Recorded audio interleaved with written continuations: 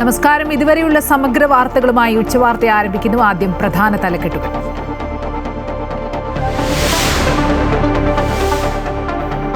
മാസപ്പടി കേസിൽ അന്വേഷണം പിണറായി സർക്കാരിലേക്ക്. കരിമണൽ കമ്പനിക്ക് ഇടത് സർക്കാരിൽ നിന്ന് ലഭിച്ച സഹായങ്ങൾ ലഭിച്ചിട്ടുണ്ടോ എന്ന് പരിശോധിക്കും. സാമ്പത്തിക ഇടപാടുകളിലും അന്വേഷണം. വീണയെ വീണ്ടും ഇഡി ചോദ്യം ചെയ്യും.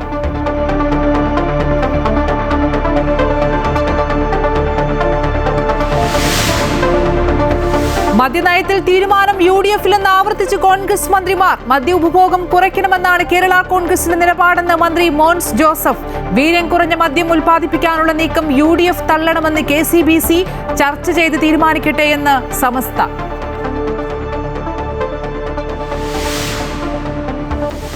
സംസ്ഥാനത്തെ ലഹരി മാഫിയയുടെ വേരറുക്കുമെന്ന് മുഖ്യമന്ത്രി VD സതീശൻ. ഏതറ്റം വരെയും സർക്കാർ പോകുമെന്നും എത്ര ഉന്നതനായാലും കടുത്ത നടപടിയുണ്ടാകുമെന്നും മുഖ്യമന്ത്രി. അമിതമായ ലഹരി ഉപയോഗത്തെ തുടർന്ന് പെരുമ്പാവൂരിൽ അതിഥി തൊഴിലാളി മരിച്ച നിലയിൽ. തിരുവനന്തപുരം നഗരസഭയിൽ അവിശ്വാസ പ്രമേയത്തിന് UDF നീക്കം. ഭരണസ്തംഭനമെന്നും മാലിന്യ നീക്കം തടസ്സപ്പെട്ടെന്നും UDF. അവിശ്വാസം വന്നാൽ നേരിടുമെന്നും 5 വർഷത്തേക്ക് സുരക്ഷിതമെന്നും മേയർ VV രാജേഷ്. അറസ്റ്റിലായ കൗൺസിലർ സുഗതന് ജാമ്യം ലഭിക്കാൻ ഹൈക്കോടതിയെ സമീപിക്കുമെന്നും മേയർ. സംഘർഷമുണ്ടായത് CPM-ന്റെ അഴിമതി പുറത്തായപ്പോഴെന്ന് രാജീവ് ചന്ദ്രശേഖർ.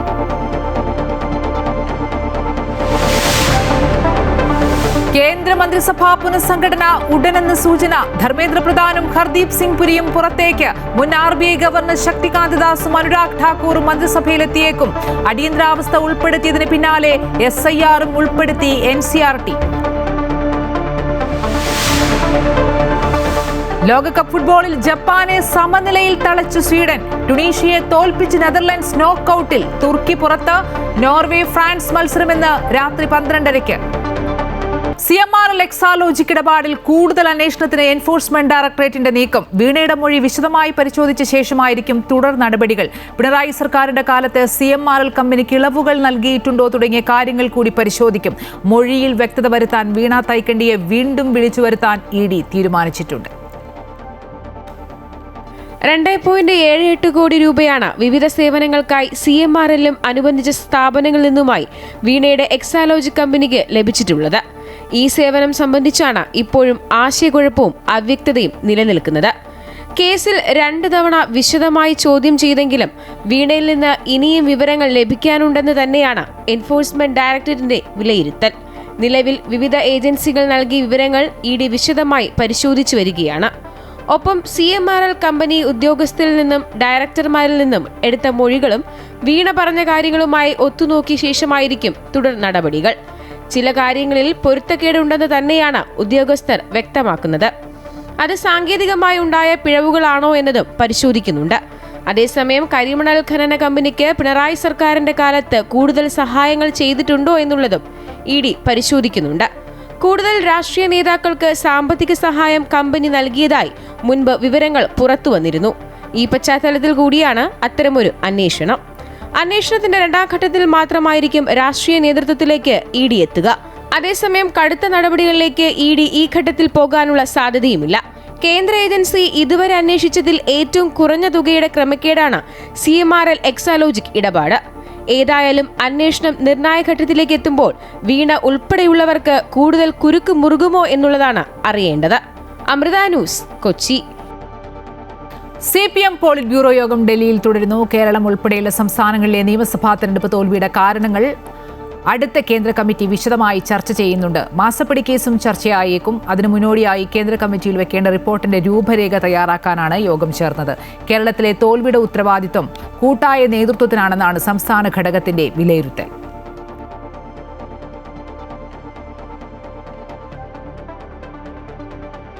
മദ്യനയത്തിൽ തീരുമാനം UDF-ലെന്ന് ആവർത്തിച്ച് കോൺഗ്രസ് നേതാക്കളും മന്ത്രിമാരും രംഗത്തെത്തി. മദ്യ ഉപഭോഗം കുറയ്ക്കണമെന്ന് കേരള കോൺഗ്രസും ആവശ്യപ്പെട്ടു.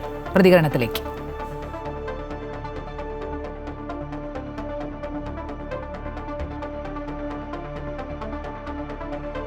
സ്വാഭാവികമായിട്ട് അത് UDF തീരുമാനിക്കേണ്ടതാണ്.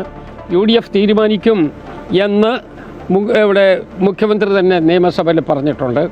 പിന്നീട് അതുമായിട്ട് ബന്ധപ്പെട്ട എല്ലാ കമൻസും UDF തീരുമാനിക്കും എന്നുള്ള നിലയിലാണ് ഈ ജനസമൂഹത്തിൻ്റെ ശബ്ദം. പിന്നെ ഒരു സമ്പൂർണ്ണ മദ്യനിരോധനം നടത്തണമെങ്കിൽ അതിനുള്ള ഒരു അന്തരീക്ഷം രൂപപ്പെടണം. അതിന് സർക്കാർ ശ്രമിക്കും. അല്ല, അതൊക്കെ പാർട്ടിയും മുന്നണിയിലും ചർച്ച ചെയ്യേണ്ട വിഷയമാണ്. അതൊക്കെ പരസ്യമായിട്ട് പ്രതികരിക്കേണ്ട ഒരു വിഷയമല്ല. ഉമ്മൻചാണ്ടിയുടെ കാലത്ത് ബാറുകളുടെ എണ്ണം കുറച്ച് വന്നു. പക്ഷേ കഴിഞ്ഞ 10 വർഷമായിട്ട് ഇഷ്ടം പോലെ കൊടുത്തതിൻ്റെ ദുരന്തമാണ് ഇന്ന് സംസ്ഥാനം അനുഭവിക്കുന്നത്. അതുകൊണ്ടാണ് ഈ വീര്യം കുറഞ്ഞ മദ്യം കൊടുക്കുന്ന അതിൻ്റെ ഇമ്പാക്റ്റ് ഒന്ന് കുറയ്ക്കാൻ വേണ്ടി. ഞങ്ങളെ സംബന്ധിച്ചിടത്തോളം മുഖ്യമന്ത്രി തന്നെ അത് വ്യക്തമാക്കിയതാണ്. ഞങ്ങൾ അത് വളരെ വ്യക്തമായി തന്നെ അത്തരം കാര്യങ്ങൾ നമുക്കറിയാം. ഇന്ന് എക്സൈസ് വകുപ്പുണ്ട്. നമുക്ക് ഏത് ഗവൺമെൻറ് വന്നു കഴിഞ്ഞാലും ഇവിടെ ഔദ്യോഗികമായി നമുക്ക് ഔട്ട്ലെറ്റുകളും കാര്യങ്ങളും എല്ലാം ഉള്ള സംവിധാനമുണ്ട്. അപ്പോൾ അത്തരം കാര്യങ്ങൾ ഒരു പുതിയ തീരുമാനം എടുക്കുമ്പോൾ അത് കഴിഞ്ഞ കാലത്തെ പോലെ ഏകപക്ഷീയമായിട്ടല്ല, ഏതെങ്കിലും ഒരു തീരുമാനം എടുക്കുകയാണെങ്കിൽ കോൺഗ്രസ് ചർച്ചയും UDF ചർച്ച ചെയ്തിട്ടേ അതിലേക്ക് പോകൂ എന്ന് കേരളത്തിന്റെ മുഖ്യമന്ത്രി തന്നെ നിയമസഭയിൽ പറഞ്ഞ് നിങ്ങൾ എല്ലാവരും കേട്ടതാണ്. അതുകൊണ്ട് തന്നെ ഈ ഒരു ചോദ്യത്തിന് ഒരു പ്രസക്തിയുമില്ല. മദ്യനയത്തിന്റെ കാര്യത്തിൽ ബഹുമാനപ്പെട്ട മുഖ്യമന്ത്രി വ്യക്തതയോടെ നിയമസഭയിൽ മറുപടി പറഞ്ഞല്ലോ. കേരള കോൺഗ്രസ് പാർട്ടിയുടെ നിലപാടും ഈ വിഷയം UDF ചർച്ച ചെയ്ത് തീരുമാനിക്കുക എന്നുള്ളതാണ്. അതുകൊണ്ട് മദ്യത്തിന്റെ ഉപയോഗം ഘട്ടം ഘട്ടമായി കുറച്ചു കൊണ്ടുവരിക. ഇപ്പോൾ കേരളത്തിൽ നമ്മൾ ഗവൺമെൻറ് മുൻകൈയെടുത്ത് ആഭ്യന്തര വകുപ്പിൻ്റെ നേതൃത്വത്തിൽ ആരംഭിച്ചിരിക്കുന്ന ഏറ്റവും പ്രധാനപ്പെട്ട ഈ ഓപ്പറേഷൻ തുഫാൻ, ഈ ഒരു പ്രോഗ്രാം തന്നെ ലഹരി വേട്ടയ്ക്ക്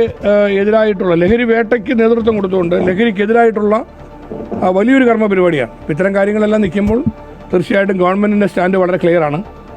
മദ്യത്തിൻ്റെ ഉപയോഗം കുറച്ചുകൂടി കഴിയുന്ന സാഹചര്യങ്ങളുണ്ടാകണം. അപ്പോൾ അതുമായി ബന്ധപ്പെട്ട വിഷയങ്ങളെല്ലാം തീർച്ചയായിട്ടും UDF ചർച്ച ചെയ്ത് പരിഹരിക്കുക എന്നുള്ളതാണ്. അത് മുഖ്യമന്ത്രി വ്യക്തമാക്കിയിട്ടുണ്ട്. കേരള കോൺഗ്രസ് പാർട്ടിയുടെ അഭിപ്രായവും party chairman Shri P. Joseph സാറും വ്യക്തമാക്കി UDF ചർച്ച ചെയ്ത് ആ കാര്യങ്ങൾ വ്യക്തമായ ധാരണയിലേക്ക് വരുന്നത്.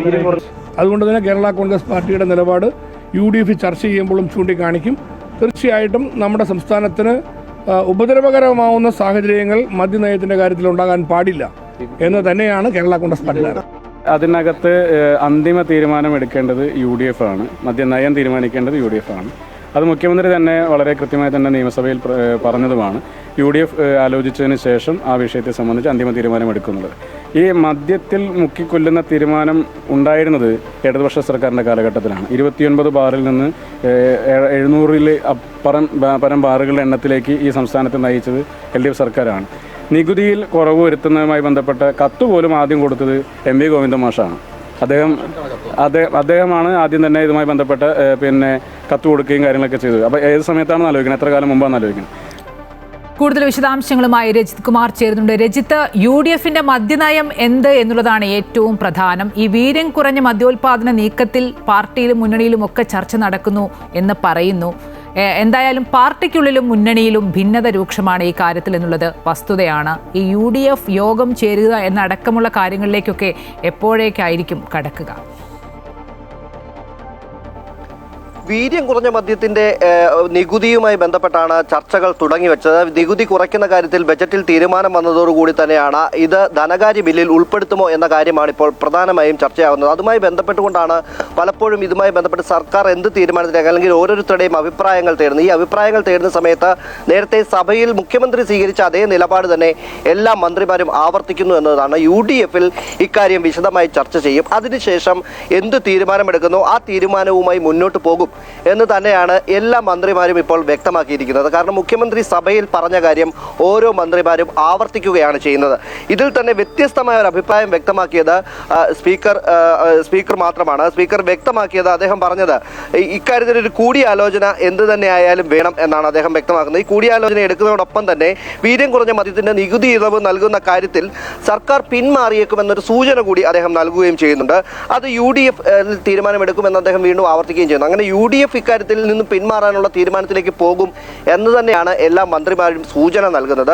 അതിൽ തന്നെ ജനങ്ങൾക്കൊപ്പം നിൽക്കാനായിരിക്കും UDF ശ്രമിക്കുക എന്ന കാര്യം കൂടി ഇവർ വ്യക്തമാക്കുന്നു. എന്നാൽ മുഖ്യമന്ത്രി നേരത്തെ തന്നെ വ്യക്തമാക്കിയത് ധനകാര്യ ബില്ലിൽ ഇക്കാര്യം ഉൾപ്പെടുത്തുമെന്നത് തന്നെയാണ്. വീര്യം കുറഞ്ഞ മദ്യത്തിനുള്ള നികുതി കുറച്ച കാര്യം അത് ധനകാര്യ ബില്ലിൽ ഉൾപ്പെടുത്തുകയും UDF തീരുമാനപ്രകാരം ഇനി വേണ്ട എന്ന് തീരുമാനിക്കുകയാണെങ്കിൽ നടപ്പാക്കാതെ മുന്നോട്ട് പോവുകയും ചെയ്യും എന്ന നിലപാടിലാണ് ഇപ്പോൾ എടുത്തിട്ടുള്ളത്. അതേ നിലപാട് എല്ലാ മന്ത്രിമാരും ആവർത്തിക്കുകയാണ്. പക്ഷേ ഒരു കാര്യം ഇക്കാര്യം അവർ കൃത്യമായി തന്നെ പറയുന്നുണ്ട്.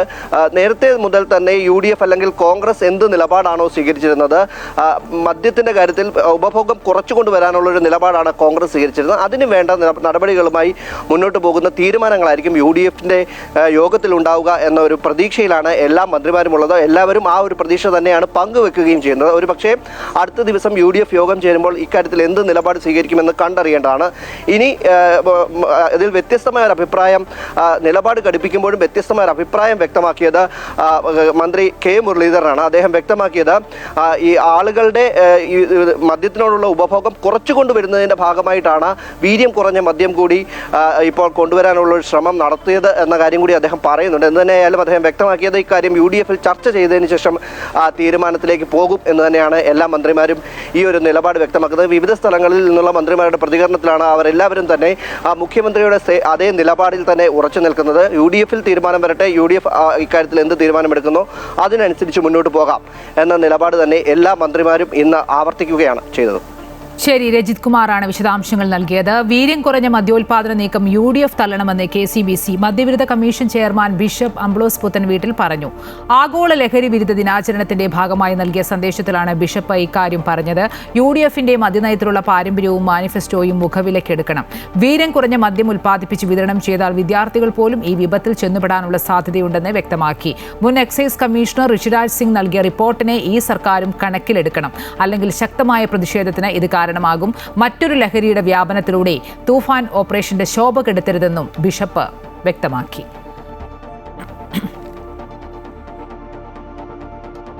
മദ്യനയത്തിൽ VD സതീശനെ പിന്തുണച്ച് Thalassery arch bishop Joseph Pamplany വീര്യം കുറഞ്ഞ മദ്യത്തിന് നികുതി നിശ്ചയിച്ച കാര്യത്തിൽ ചർച്ചയാകാമെന്ന മുഖ്യമന്ത്രിയുടെ നിലപാടിനെ സ്വാഗതം ചെയ്യുന്നു.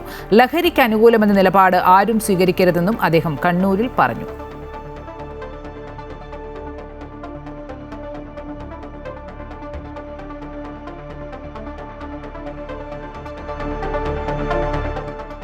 സർക്കാരാണ് തീരുമാനിക്കുന്നതെന്ന് സമസ്ത അധ്യക്ഷൻ സയ്യിദ് മുഹമ്മദ് ജിഫ്രി മുത്തുക്കോയ തങ്ങൾ. സമസ്ത മദ്യത്തിനും മയക്കുമരുന്നിനും എതിരാണെന്നും പക്ഷേ സർക്കാരുടെ എന്ത് നയവും കൊണ്ടുവരാമെന്നും ജിഫ്രി മുത്തുക്കോയ തങ്ങൾ വ്യക്തമാക്കി. സുന്നി ഐക്യത്തിനുള്ള ശ്രമങ്ങൾ എല്ലായിടത്തു നിന്നും ഉണ്ടാവട്ടെ എന്നും അദ്ദേഹം കൂട്ടിച്ചേർത്തു. സമസ്ത സ്ഥാപക ദിനാഘോഷത്തിൽ പങ്കെടുക്കുകയായിരുന്നു അദ്ദേഹം. അവരുടെ നയത്തിൽ നമ്മൾ എതിർക്കല്ല, അവർക്ക് സർക്കാരിനൊക്കെ ഇഷ്ടമുള്ള നയങ്ങളൊക്കെ കൊണ്ടുവരാം, അത് വേറൊന്ന്. ഐക്യം പുലരാൻ ആവശ്യമാവുന്ന പ്രവർത്തനങ്ങൾ എല്ലാവരുടെ ഭാഗത്തുനിന്നും ഉണ്ടാവണം, നമ്മൾ സ്വാഗതം ചെയ്യണം. പിന്നെ അതിൻ്റെ പിറപ്പിൻ്റെ കാരണക്കാരാരാന്നുള്ളത് അത് അവരും ആവാം, നവീന പ്രസ്ഥാനക്കാരും അല്ലാത്തവരും ഒക്കെ ആവാം, ആരും ആവാം. അല്ല, ഞാൻ പറഞ്ഞത് നമ്മളെ തീയതി അതാണ്. മദ്യത്തിൽ നമ്മൾ പ്രോത്സാഹിപ്പിക്കുക എന്നല്ല, മദ്യത്തിനോട് നമ്മൾ എതിരല്ലേ, അത് നമ്മൾക്ക് അറിയാൻ പറ്റൂല. അത് അവർ പിന്മാറുന്നുണ്ട്. അവരിപ്പോൾ നമ്മളെ നോക്കിയിട്ടല്ലല്ലോ സർക്കാർ ഭരിക്കണത്, ഇവിടുത്തെ മുസ്ലിങ്ങളെ നോക്കിയിട്ടാണ് ഭരിക്കണത്, അല്ലെങ്കിൽ വേറെ ഏതെങ്കിലും ആൾക്കാരെ നോക്കിയിട്ടല്ല. അവരെ നയം അനുസരിച്ചല്ലോ. സർക്കാരിന്റെ നയങ്ങളുണ്ടാവും, അത് നമ്മൾ ചിലപ്പോൾ എതിർക്കപ്പെടാനായിരിക്കാം, ചിലപ്പോൾ നമുക്ക് അനുഭവിക്കപ്പെടാം, അത്രേ ഉള്ളൂ.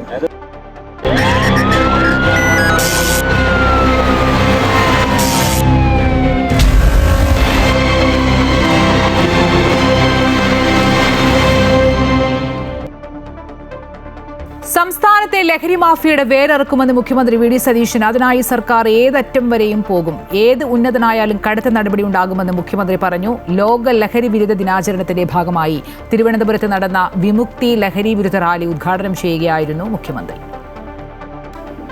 ആരാണ് ഇവിടെ വിതരണം ചെയ്യുന്നത്? ഇത്ര വലിയ നെറ്റ്വർക്ക് ഉണ്ടാക്കിയിരിക്കുന്നത് ആരാണ്? ഇത്രയും വലിയ മാഫിയ ആരാണ്? ആ മാഫിയയെ മുഴുവൻ എവിടെ നിന്നാണ് ഇത് വരുന്നതെങ്കിലും, ഏത് സംസ്ഥാനത്തു നിന്നാണ് ഇത് വരുന്നതെങ്കിലും, ഏത് മാർഗത്തിലൂടെയാണ് വരുന്നതെങ്കിലും അതിനെ മുഴുവൻ ഇല്ലാതാക്കാൻ വേണ്ടിയിട്ടുള്ള ശ്രമത്തിന്റെ മുന്നിൽ കൊണ്ടുവന്ന് ഇത് അവസാനിപ്പിക്കാനുള്ള ദൃഢനിശ്ചയത്തോടു കൂടിയാണ് സർക്കാർ മുന്നോട്ട് പോകുന്നത്. അതിന് എക്സൈസ് വകുപ്പ് ചെയ്യുന്ന എല്ലാ നടപടികൾക്കും ഞാൻ എല്ലാ നേരുന്നു. ഏത് കാര്യവും ഇത് അവസാനിപ്പിക്കാൻ. പെരുമ്പാവൂരിൽ അതിഥി തൊഴിലാളി മരിച്ച നിലയിൽ മരണം അമിതമായ ലഹരി ഉപയോഗം കൊണ്ടെന്ന നിഗമനത്തിൽ പോലീസ് നഗരമധ്യത്തിലെ ഉപയോഗശൂന്യമായ ഷെഡിലാണ് മൃതദേഹം കണ്ടെത്തിയത്. ഷെഡ് സ്ഥിതി ചെയ്യുന്നത് ഇതര സംസ്ഥാനക്കാർ ലഹരി ഉപയോഗിക്കുന്ന പറമ്പിലാണ്. മൃതദേഹം പെരുമ്പാവൂർ താലൂക്ക് ആശുപത്രിയിലേക്ക് മാറ്റി.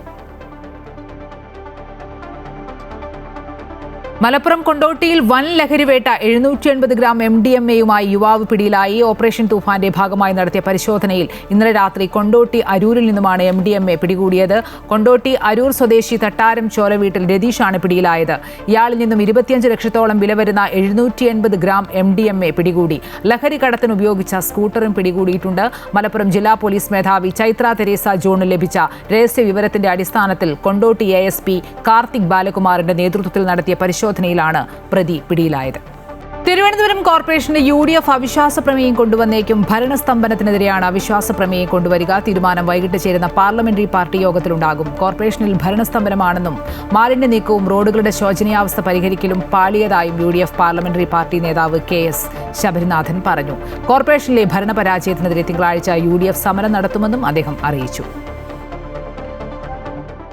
ഈ കൗൺസിൽ അധികാരത്തിൽ വന്നതിന് ശേഷം 6 മാസം കഴിയുമ്പോൾ വലിയ ഒരു ഭരണസ്തംഭനം തിരുവനന്തപുരം ജില്ലയിൽ ഉണ്ടാക്കിയിരിക്കുകയാണ്, നഗരത്തിലുണ്ടായിരിക്കുകയാണ്. ഇവിടെ ഭരണത്തിൽ വരികയാണെങ്കിൽ പ്രധാനമന്ത്രി വന്ന് വലിയ പദ്ധതികൾ വാരിക്കോരി നൽകും, 45 ദിവസം കൊണ്ട് മാറ്റം ഉണ്ടാവുമെന്ന് പറഞ്ഞിട്ടും കഴിഞ്ഞ ഇടതുപക്ഷം 45 വർഷം ഭരിച്ചതിനേക്കാളും മോശമായിട്ടാണ് ഇന്ന് കോർപ്പറേഷൻ്റെ ഭരണ സംവിധാനം മുന്നോട്ട് പോകുന്നത്. ഈ നഗരത്തിൽ ഈ KPCC ഇരിക്കുന്ന ശാസ്ത്രമംഗലം വാർഡടക്കം തൊട്ടടുത്തുള്ള മേഖലകൾ എല്ലായിടത്തും 101 വാർഡിലും ഇവിടുത്തെ മാലിന്യ പ്രശ്നം അതിരൂക്ഷമായിരിക്കുകയാണ്. മാലിന്യം ക്ലിയർ ചെയ്യാൻ കഴിയാതെ അതിനുള്ള ശാശ്വതമായിട്ടുള്ള പരിഹാരം എന്താണെന്നുള്ളൊരു തീരുമാനം പോലും എടുക്കാൻ ഒരു കോർപ്പറേഷൻ എങ്ങോട്ട് ഏത് ദിശയ്ക്കാണ് പോകുന്നുള്ള കാര്യങ്ങൾ പോലും പറയുവാൻ കഴിഞ്ഞിട്ടില്ല. മാലിന്യ പ്രശ്നമാകട്ടെ, തെരുവ് നായ വിഷയമാവട്ടെ, കുടിവെള്ള പ്രശ്നമാവട്ടെ, റോഡുകളുടെ ശോച്യാവസ്ഥയാവട്ടെ, കോർപ്പറേഷന് കീഴിലുള്ള സ്ഥാപനങ്ങളുടെ കാര്യമാവട്ടെ, 6 മാസം കൊണ്ട് വലിയ ഒരു ഭരണസ്തംഭനം തിരുവനന്തപുരം നഗരസഭയിൽ ഉണ്ടായിരിക്കുകയാണ്. മേയറും ഡെപ്യൂട്ടി മേയറും കുറേ പ്രോഗ്രാംസിന് പോകുന്നു, കുറേ റീൽസ് ഇടുന്നു എന്നല്ലാതെ ഇവിടെ ഒരു തരത്തിലുള്ള ജീവിത നിലവാരത്തിലുള്ള മാറ്റം സാധാരണക്കാരായിട്ടുള്ള ആളുകൾക്ക് ഉണ്ടായിട്ടില്ല. കോർപ്പറേഷനിൽ ഭരണസ്തംഭനം ആരോപിച്ച് UDF നടത്താൻ പോകുന്ന സമരത്തെയും അവിശ്വാസ പ്രമേയത്തെയും സ്വാഗതം ചെയ്യുന്നതായി തിരുവനന്തപുരം മേയർ VV രാജേഷ്. അവധി ദിവസങ്ങളിൽ പോലും മേയറുടെ ഓഫീസ് പ്രവർത്തിക്കുകയാണ്. എന്നിട്ടും ഭരണസ്തംഭനമാണെന്നാണ് ആരോപണം. മാലിന്യ സംസ്കരണം അടക്കം നിലവിലെ സിസ്റ്റത്തിൽ നിന്ന് മനുഷ്യസാധ്യമായതെല്ലാം ചെയ്യും. തെരുവുനായ ശല്യം പരിഹരിക്കാൻ നടപടി സ്വീകരിച്ചു കഴിഞ്ഞതായും മേയർ പറഞ്ഞു. ഞാൻ ഒരു കാര്യം മാധ്യമപ്രവർത്തകരോട് പറയാം. സമരം ജനാധിപത്യത്തിൽ സ്വാഗതാർഹമാണ്. ജനാധിപത്യം ചടുലമാണോ? ഞാൻ ആദ്യമേ പറഞ്ഞ വാക്കതാണ്. സമരങ്ങളൊക്കെ തന്നെ ജനാധിപത്യത്തിലാകാം. പക്ഷേ ഇത് ഏറ്റവും സാധാരണക്കാർ വരുന്നൊരു സ്ഥാപനമാണ്. തിരുവനന്തപുരം കോർപ്പറേഷൻ, പഞ്ചായത്തുകൾ, മുനിസിപ്പാലിറ്റിയൊക്കെ തന്നെ ഏറ്റവും സാധാരണക്കാരായ ജനങ്ങളാണ് ഏറ്റവും കൂടുതൽ വരുന്നത്. ആ സമയത്ത് കൗൺസിലർമാർ ഇപ്പോൾ ഇതിനകത്ത് പ്രകടനം നടത്താറുണ്ട്, ധർണ നടത്താറുണ്ട്, ഒക്കെ ചെയ്യാറുണ്ട്. ഞങ്ങൾ ചെയ്തിട്ടുണ്ട് കാര്യങ്ങൾ. പക്ഷേ കടന്നു വരുന്ന ഈ ഡോറിൻ്റെ സൈഡിൽ സമരം ചെയ്യുന്നതിന് അവരുടെ ജനാധിപത്യ അവകാശത്തിന് ഞങ്ങൾക്ക് വിയോജിപ്പില്ല, ഞങ്ങളതിനെ റെസ്പെക്ട് ചെയ്യണം. പക്ഷേ ഈ ഡോറിൻ്റെ മുൻപിൽ തന്നെ ചേറിട്ടിട്ട് അവിടെ കടക്കാൻ പറ്റില്ല എന്നുള്ള നിലപാട് എടുക്കുകയും ബലപ്രയോഗം ചെയ്യുകയും ചെയ്യുന്നത് ജനങ്ങളുടെ കാര്യങ്ങൾ സാധിക്കാൻ വരുന്നവരെ തടസ്സപ്പെടുത്തുന്നതാണ്. അതോടൊപ്പം തന്നെ ഇവിടുത്തെ ഭരണത്തിന് നേതൃത്വം കൊടുക്കുന്ന ഒരു ഉദ്യോഗസ്ഥരും പ്രവർത്തിക്കുന്ന മുറികളിൽ അതിനകത്തേക്കും പുറത്തേക്കും കടക്കുവാനുള്ള സാഹചര്യം തടസ്സപ്പെടുത്തരുത്. വിഴിഞ്ഞത്ത് നിർമ്മിച്ചു നൽകിയ ഫ്ളാറ്റ് കെട്ടിടം അടർന്നു വീണതിൽ പരിശോധന നടത്തുമെന്ന് മേയർ VV രാജേഷ്. ഫ്ളാറ്റ് നിവാസികളുടെ പരാതിയുടെ അടിസ്ഥാനത്തിൽ തിരുവനന്തപുരം ഗവൺമെന്റ് എഞ്ചിനീയറിംഗ് കോളേജിന് പരിശോധന നടത്താൻ കത്ത് നൽകിയിട്ടുണ്ട്. നിർമ്മാണം പൂർത്തിയാക്കിയ മൾട്ടി ലെവൽ കാർ പാർക്കിംഗ് നിർമ്മാണത്തിലും അപാകത കണ്ടെത്തിയിട്ടുണ്ട്. ഇതിൽ ഫോറൻസിക് ഓഡിറ്റിംഗ് വിധേയമാക്കി റിപ്പോർട്ട് ആവശ്യപ്പെടാൻ നഗരസഭ തീരുമാനിച്ചതായും മേയർ അറിയിച്ചു. ചീഫ് സെക്രട്ടറിയോട് സ്മാർട്ട് സിറ്റി യോഗം വിളിക്കാൻ രേഖാമൂലം ആവശ്യപ്പെടുമെന്നും മേയർ VV രാജേഷ് പറഞ്ഞു. 4 വർഷം കഴിഞ്ഞപ്പോൾ തന്നെ കോൺക്രീറ്റ് പീസുകൾ അടർന്നു വീഴുക എന്ന് പറഞ്ഞാൽ അത് അങ്ങേയറ്റം തന്നെ അന്വേഷണ വിധേയമാക്കേണ്ട കാര്യമാണ്. അതിൻ്റെ അടിസ്ഥാനത്തിൽ തിരുവനന്തപുരം ഗവൺമെൻറ് എഞ്ചിനീയറിംഗ് കോളേജിനെ സമീപിക്കാൻ തീരുമാനിച്ചിട്ടുണ്ട്. തിരുവനന്തപുരം ഗവൺമെൻറ് എഞ്ചിനീയറിംഗ് കോളേജ് പ്രിൻസിപ്പളുമായി ഈ വിഷയം ചർച്ച ചെയ്തു. മുൻപ് തിരുവനന്തപുരം കോർപ്പറേഷനുമായി ബന്ധപ്പെട്ട് പൊന്നറ സ്കൂൾ നിർമ്മിച്ചതിൽ ഇത്തരത്തിൽ ചില പോരായ്മകളുണ്ട്. അത് റെക്ടിഫൈ ചെയ്യുന്നതിൻ്റെ ഭാഗമായിട്ട് ഗവൺമെൻറ് എഞ്ചിനീയറിംഗ് കോളേജിൽ നിന്നൊരു സ്റ്റഡി റിപ്പോർട്ട് തേടിയിട്ടുണ്ട്. അപ്പോൾ അത്തരത്തിൽ വിഴിഞ്ഞം സോണലിലെ ഹാർബർ വാർഡിൽ മൈലാഞ്ചിക്കല്ല്, മതിപ്പുറം, കട്ടച്ചാൽ, വലിയ പറമ്പ്, താഴെ വീട്ടുവിളാകം ഈ പ്രദേശം കേന്ദ്രമന്ത്രിസഭാ പുനഃസംഘടന ഉടനെന്ന റിപ്പോർട്ട്. മന്ത്രിമാരായ ധർമ്മേന്ദ്ര പ്രധാൻ, ഹർദീപ് സിംഗ് പുരി എന്നിവരെ മാറ്റിയേക്കും. ഇവരെ പാർട്ടി സംഘടനാ ചുമതലകളിലേക്ക് മാറ്റിയേക്കും. പ്രധാനമന്ത്രിയുടെ പ്രിൻസിപ്പൽ സെക്രട്ടറിയും മുൻ RBI ഗവർണറുമായ ശക്തികാന്ത ദാസിനെ മന്ത്രിസഭയിൽ ഉൾപ്പെടുത്തിയേക്കും. മുൻ കേന്ദ്രമന്ത്രി അനുരാഗ് ഠാക്കൂർ വീണ്ടും മന്ത്രിസഭയിലേക്ക് തിരിച്ചെത്തുമെന്ന് റിപ്പോർട്ടുണ്ട്. ഇതുമായി ബന്ധപ്പെട്ട് ആഭ്യന്തരമന്ത്രി അമിത്ഷാ രാഷ്ട്രപതി ദ്രൗപദി മുർമുവിനെ സന്ദർശിച്ചതായാണ് വിവരം. SIR 9ാം ക്ലാസ് പാഠപുസ്തകത്തിൽ ഉൾപ്പെടുത്തി NCERT. പാഠപുസ്തകത്തിൽ അടിയന്തരാവസ്ഥ ഉൾപ്പെടുത്തിയതിന് പിന്നാലെയാണ് SIR-ഉം ഇടം പിടിച്ചത്. 9ാം ക്ലാസ് സാമൂഹ്യശാസ്ത്ര പാഠപുസ്തകത്തിലാണ് SIR ഉള്ളത്. ഇന്ദിരാഗാന്ധിയുടെ ഭരണകാലത്ത് 1975 ജൂൺ 25 പ്രഖ്യാപിച്ച അടിയന്തരാവസ്ഥയെ ജനാധിപത്യ ചട്ടക്കൂടിനേറ്റ ഗുരുതര വെല്ലുവിളിയായാണ് പാഠഭാഗത്ത് പറയുന്നത്. മൗലികാവകാശങ്ങൾ താൽക്കാലികമായി നിർത്തിവെക്കൽ, പത്രസ്വാതന്ത്ര്യത്തിന് നിയന്ത്രണം, പ്രതിപക്ഷ നേതാക്കളുടെ അറസ്റ്റ്, ഭരണകൂട അധികാര കേന്ദ്രീകരണം എന്നിവയെല്ലാം വിശദമായി പാഠപുസ്തകത്തിൽ പ്രതിപാദിക്കുന്നുണ്ട്. വെനസ്വേലയിലെ ഇരട്ട ഭൂചലനത്തിൽ മരിച്ചവരുടെ എണ്ണം 300 കടന്നു. 4500-ലധികം ആളുകൾക്കാണ് പരിക്കേറ്റത്. രാത്രി വൈകിയും രക്ഷാപ്രവർത്തനം പുരോഗമിക്കുന്നു. 10,000-ലധികം ആളുകളെയാണ് തകർന്ന കെട്ടിടാവശിഷ്ടങ്ങൾക്കിടയിൽ നിന്ന് കണ്ടെത്താനുള്ളത്. ദുരന്തത്തിൽ അമേരിക്ക അടക്കമുള്ള ലോകരാഷ്ട്രങ്ങൾ സഹായവുമായി രംഗത്തെത്തി.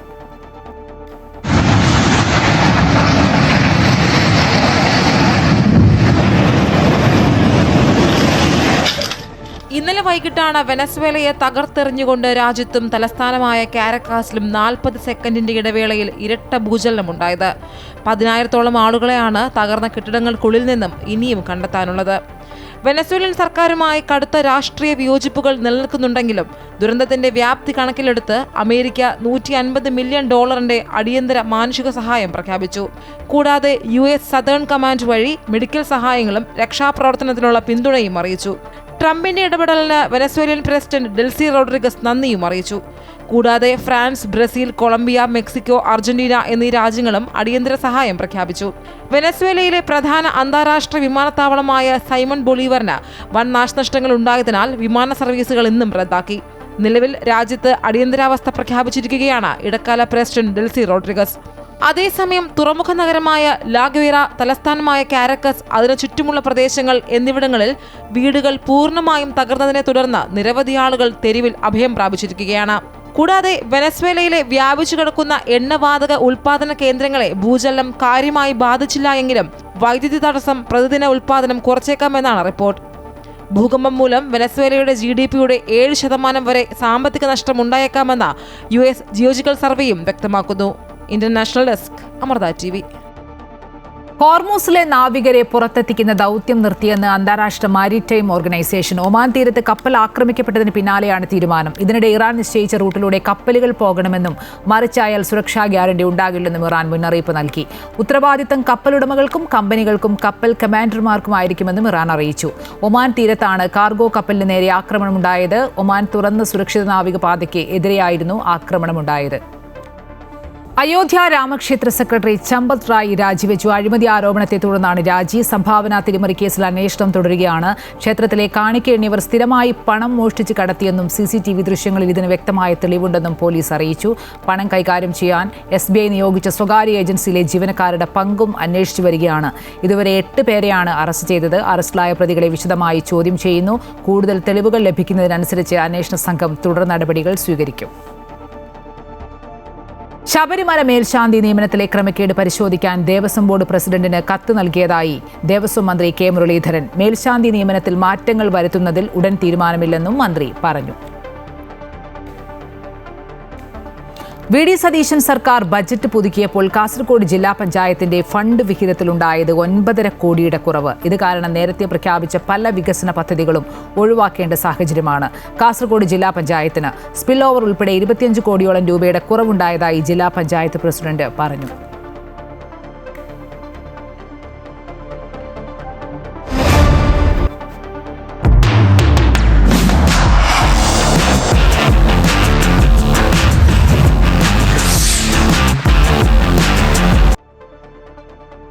ഫിഫ ലോകകപ്പിന്റെ നോക്കൌട്ടിൽ ബ്രസീലിന് എതിരാളി ജപ്പാൻ. ഗ്രൂപ്പ് എഫിൽ ജപ്പാൻ 2ാം സ്ഥാനത്തായതോടെയാണ് ബ്രസീലിന് എതിരാളിയായത്. ഗ്രൂപ്പിലെ അവസാന മത്സരത്തിൽ ജപ്പാൻ സ്വീഡനുമായി സമനിലയിൽ പിരിയുകയായിരുന്നു. ഇരു ടീമുകളും ഓരോ ഗോൾ വീതമാണ് നേടിയത്. ജപ്പാനൊപ്പം സ്വീഡനും നോക്കൌട്ട് റൗണ്ടിലെത്തി. ഗ്രൂപ്പിലെ മറ്റൊരു മത്സരത്തിൽ നെതർലൻഡ്സ് 1-3 ഗോളുകൾക്ക് ടുണീഷ്യയെ തോൽപ്പിച്ചു. നെതർലൻഡ്സ് ആണ് ഗ്രൂപ്പ് ചാമ്പ്യന്മാർ. അവർ അടുത്ത റൗണ്ടിൽ ഗ്രൂപ്പ് സി 2ാം സ്ഥാനക്കാരായ മൊറോക്കയെ നേരിടും. ഗ്രൂപ്പ് ഡി മത്സരത്തിൽ അമേരിക്കയ്ക്ക് 2-3 ഗോളുകൾക്ക് അമേരിക്കയെ പരാജയപ്പെടുത്തി തുർക്കി. എന്നാൽ ഗ്രൂപ്പ് 2 മത്സരങ്ങളിൽ തോറ്റ തുർക്കി ലോകകപ്പിൽ നിന്ന് പുറത്തായി. ആദ്യ മത്സരത്തിൽ ഓസ്ട്രേലിയയോടും 2ാം മത്സരത്തിൽ പരാഗ്വയോടുമായിരുന്നു തുർക്കിയുടെ തോൽവി. ഗ്രൂപ്പ് ഡിയിലെ മറ്റൊരു മത്സരത്തിൽ ഓസ്ട്രേലിയയും പരാഗ്വയും ഗോൾ രഹിത സമനിലയിൽ പിരിഞ്ഞു. ഇരു ടീമിനും മത്സരത്തിൽ മികച്ച അവസരങ്ങൾ ലഭിച്ചെങ്കിലും ഒരെണ്ണം പോലും ഗോളാക്കാൻ സാധിച്ചിരുന്നില്ല. ഇതോടെ 7 പോയിന്റുകളുമായി ഗ്രൂപ്പ് ചാമ്പ്യന്മാരായി അമേരിക്ക നോക്കൌട്ട് യോഗ്യത നേടി. ഓസ്ട്രേലിയയും നോക്കൌട്ട് റൗണ്ടിലേക്ക് യോഗ്യത നേടിയിട്ടുണ്ട്. ഗ്രൂപ്പ് ചാമ്പ്യന്മാരെ നിശ്ചയിക്കുന്ന പോരാട്ടത്തിൽ ഫ്രാൻസും നോർവേയും ഇന്ന് നേർക്കുനേർ എത്തുകയാണ്. രാത്രി 12:30-ക്കാണ് മത്സരം. ഇരു ടീമുകളും ഗ്രൂപ്പിൽ 2 മത്സരങ്ങൾ വീതം ജയിച്ചിട്ടുണ്ട്. എംബാപ്പയ്ക്കും ഹാലൻഡിനും 4 ഗോളുകൾ വീതമുണ്ട്. അതിനാൽ ഇന്നത്തെ മത്സരത്തിൽ ഇവരിൽ ആര് മുന്നിലെത്തുമെന്നതിലും ആകാംക്ഷയുണ്ട്. ഗ്രൂപ്പ് ഐയിലെ മറ്റൊരു മത്സരത്തിൽ ഇറാഖ് സെനഗലിനെ നേരിടും. രാത്രി 12:30-ക്ക് തന്നെയാണ് ആ മത്സരവും. ഇതോടെ ഉച്ചവാർത്ത പൂർണ്ണമാകുന്നു. കൂടുതൽ വാർത്തകളും വിശദാംശങ്ങളും അമൃത ന്യൂസ് യൂട്യൂബിൽ കാണാം. നമസ്കാരം.